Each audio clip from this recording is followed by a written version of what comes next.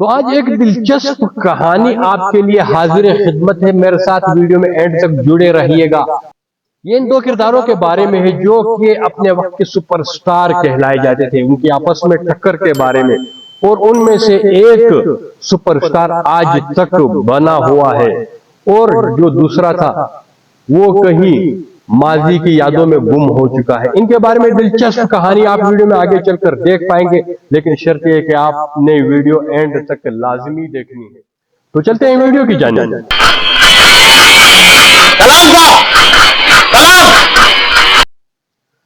बंबई के liberty cinema में film का ट्रायल शो जारी था। इसी दौरान अमिताभ बच्चन गुस्से में चिल्लाते हुए एक मुकालिमा अदा करते हैं।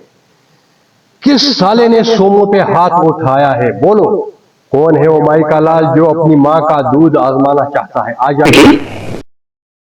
का फाउंडर्स डे आ रहा है, मुझे ख्याल है कि मुझे बोनस मिलेगा।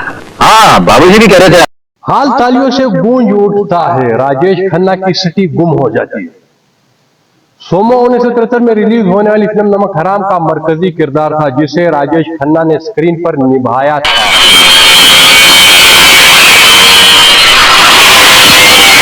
ट्रायल शो के दौरान इस मुकालमे पर विकी को मिलने वाली दाद ने उन्हें बेहद परेशान कर दिया। अमिताभ बच्चन के लिए बजने वाली तालियों में उन्हें अपने जवाल की आहट सुनाई दी।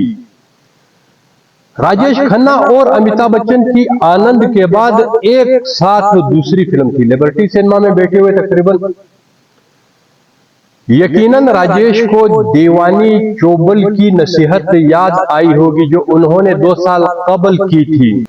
1971 में रिलीज होने वाली आनंद की कहानी, मुकालिमों और अपनी अदाकारी को लेकर राजेश खन्ना बहुत पुरजोश थे। फिल्म की जज्बाती कैफियत इनके दिल के करीब थी। वो खुश थे कि उन्होंने छोटे बजट की एक जबरदस्त फिल्म की है।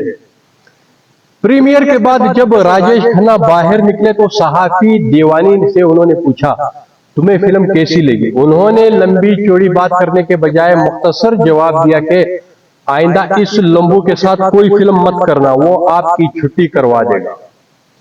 राजेश खन्ना एक बार चौंके और फिर हैरान नजरों से देखते हुए पूछा, इस लंबू में ऐसा क्या है?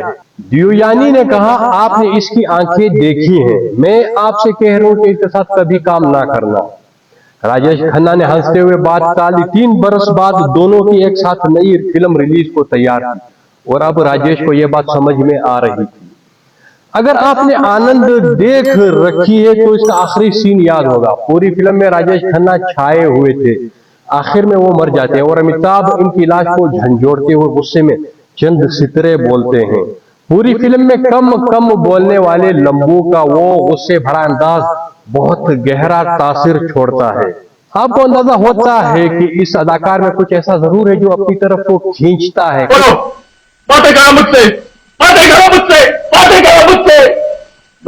कुछ गैर मामूली अलग सी बात। यह गैर मामूली बात 1973 की 2 फिल्मों से वाज़े हो जाती है। पहली फिल्म जंजीर और दूसरी नमक हराम। और अगर मैं ना दूं तो यही 2 फिल्में एंग्री यंग मैन इमेज का नुक्ताए आगाज और राजेश खन्ना के जवाल की पहली ईंटें थी। इसके बाद अमिताभ की हर फिल्म इसके पांव मजबूत होते और राजेश खन्ना का स्टारडम ढलता चला गया।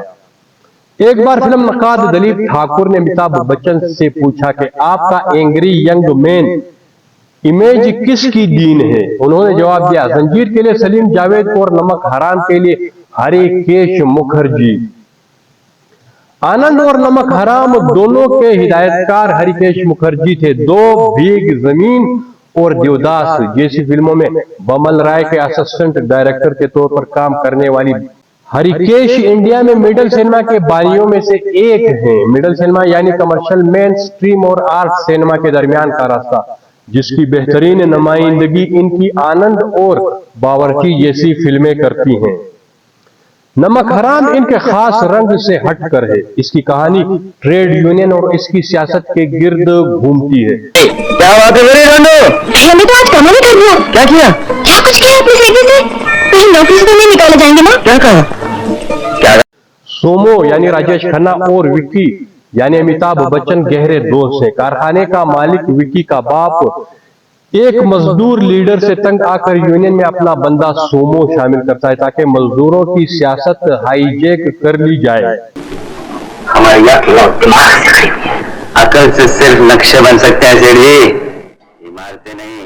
जिन मशीनों को आज तक हम मेहनत ताहम मजदूरों के हालात का करीबी मुशाहिदा सोमो का दिल नरम कर देता है। इसके बाद दोनों की दोस्ती में दरार आ जाती है।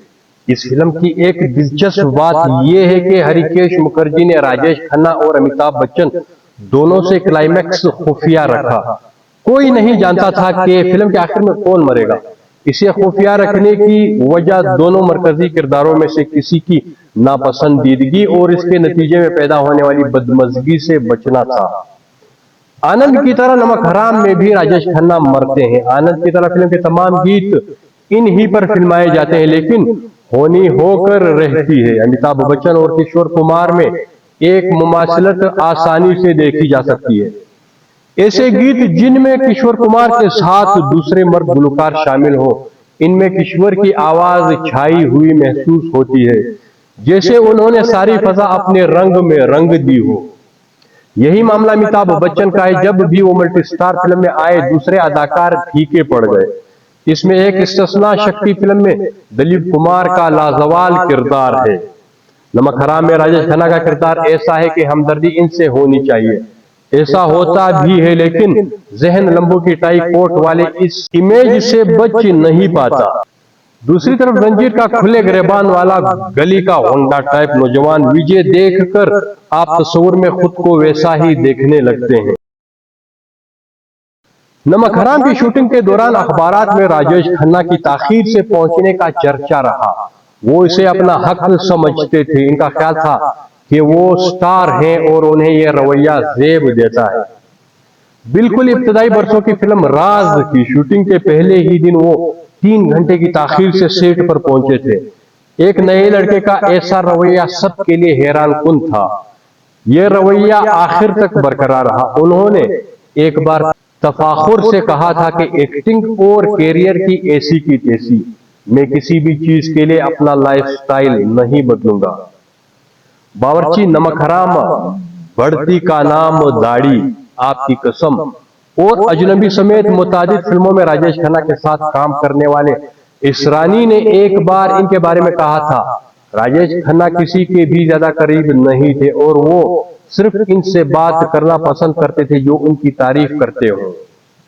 फिल्म नमक हराम में राजेश के मुकाबिल मुस्तकबिल के सुपरस्टार अमिताभ बच्चन थे, लेकिन राजेश अपने अंदर एक एहसास बरतरी लिए हुए थे और समझते थे कि इनकी जगह कोई नहीं ले सकता। और आखिरकार सबने देख लिया कि राजेश खन्ना पीछे हटते चले गए और अमिताभ बच्चन उन्हीं फिल्मों के बाद सुपरस्टार आज तक कहलाते हैं। ये थी कुछ बातें अमिताभ बच्चन और राजेश खन्ना की इब्तदाई फिल्मों के बारे में और उनकी फिल्मों के बारे में कुछ खास बातें, दिलचस्प बातें मैं आपके साथ शेयर कर चुका हूँ। यकीनन आपको ये वीडियो पसंद आ गई होगी। अगर पसंद आ गई तो मुझे लाइक, सब्सक्राइब और कमेंट करते जाइएगा। अगली वीडियो तक के लिए मुझे इजाजत दीजिए। Good bye.